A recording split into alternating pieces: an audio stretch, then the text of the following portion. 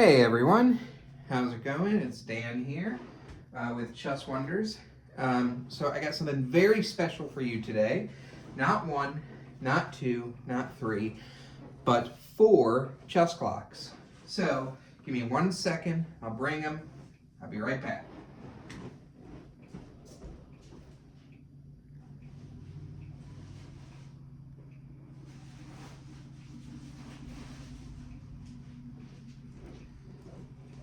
I am super excited to share these with you today. 3 of these I've been looking for forever.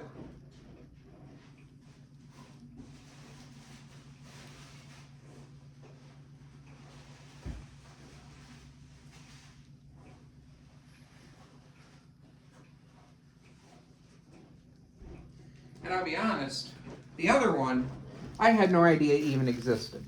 So, where should we begin? Let's start with the smallest one. So, number 1 on the list, I just received this from DHL. I ordered it from another collector, ordered them from another collector in Mexico. Really cool guy. So the first one, this is a first for me. This is my very first one of this. So I have a BHB clock, but I don't have one up until today that has a move counter on it. So, let me see here. Yeah, so it works normal. And then it's kind of hard to tell. Watch when I hit it again. Changed it to 60. So it keeps track of the number of moves. And I've got another BHB here to compare it to. Give me 1 second.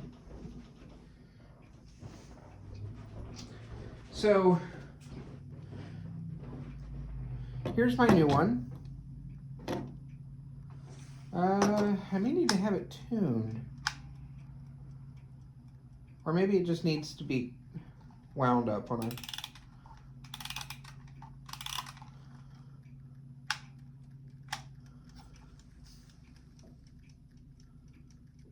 Okay, I think it just needed wound up. It probably wound down the entire way on the trip. So, so there's that one. And then here's my regular BHB. So you can tell they're actually the same size. The only difference, other than the color, is the move counter. Now, I actually have another one coming that's not branded BHB, that's branded USCF. I just bought it like the day after I purchased this one. And it is made also, you know, it's a BHB as well. So it should be identical, other than it's got USCF on the clock face instead of BHB. But really great condition here. The guy I bought this from really took care of it. So this knob on the back changes. I'm not sure exactly how. I'm not sure exactly how.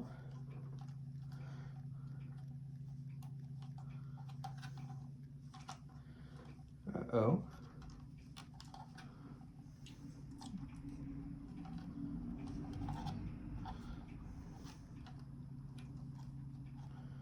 Oh no. Oh, okay. Whew. I was turning it the wrong way. As you turn it backwards,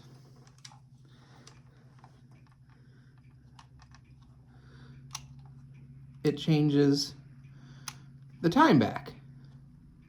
So yeah, really excited to have that. I've been looking for one ever since I found out they exist. So, next in line, I didn't even know this clock existed until I was introduced to it by the seller. It's a Polo clock. I believe they're Swiss. I could be wrong.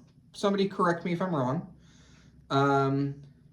But really cool clock. Got some damage on the wood. I knew that buying it, you know.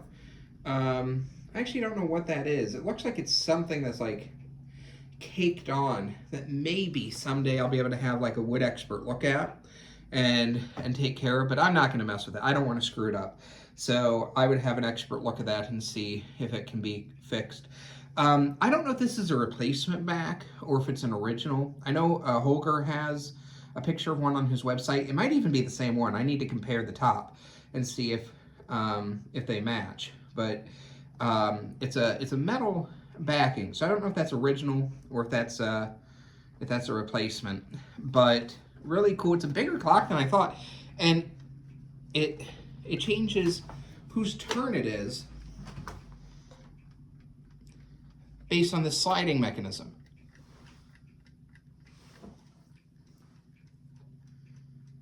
One second. Okay, there we go. So yeah, really cool clock here. It's bigger and heavier than I thought it would be, and it's thicker than I thought it would be. I actually thought that this would be more like a mom clock or an Omicron clock size, but it's a big clock. Very nice size. Okay, so before I get to my favorite of them, I'm going to show you this. At first glance, it may not seem impressive. It's a Jerger. They're common. They're everywhere. You can go buy one online for really cheap right now, but there's something special about this Jerger that does not exist with most. And that is, ooh, wow, hold on. It still has a little tag with it. Sorry about the lighting, guys. This here is a Jerger. Oh, that's how it works. It's a Jerger for the blind. So it doesn't have the glass on it or plastic or anything like that. I was wondering how that would work. Yeah, it doesn't have like a glass or plastic, but it's got these little bumps on it to where the person who's playing can feel where they are on it. So they would feel the minute hand, and then they'd be able to feel that that's like a 5. So I'm only aware of, and it works great. I'm only aware of this Jerger brand and the plastic Yantars, which I don't have one of those for the blind yet, but I'm only aware of those 2 types that are for the blind.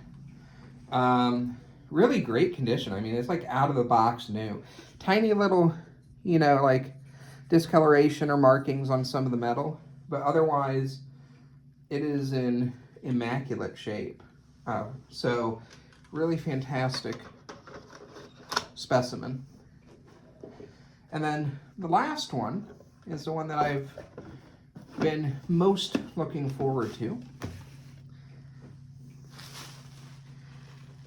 It is a 2nd generation. I'm going to move this back. It is a 2nd generation. I'm going to lower this for you. Of the Sutton Coldfield clock. So it came with a metal casing, and I guess it's pretty rare for the metal casing to come with it these days. They tend to get thrown away or lost. But it just slides right off the front of it. And it technically is labeled Enfield, but it's of the Sutton Coldfield family. This is known as a 2nd generation. I actually, if you have seen some of my pictures, some of my videos, I actually have a 1st generation. And it's in really good shape, Obviously, signs of aging and, wear and tear and all that. The back of it's not perfect, but it adds character to the clock. I really like it. Now this one here I bought knowing that one side doesn't work. That side works. Oh, wait a minute. Okay, yeah, this side here, it stops after a second or 2. So I am gonna have to have my horologist look at this one and do some work on it. But I bought it knowing that. I'm really stoked that it came with the metal casing. I know it's just a sheet of metal, but it makes the package more complete. And I've seen some of these in really, really rough shape before. This one here, I would say, my third generation, I would say, is like a 9.5 out of 10 in terms of condition. It is in immaculate shape.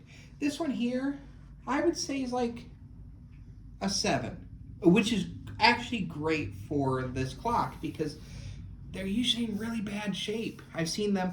I saw one sold for like $400 that was just in a complete state of disrepair that I would have said it was like a 3 maybe or a 2.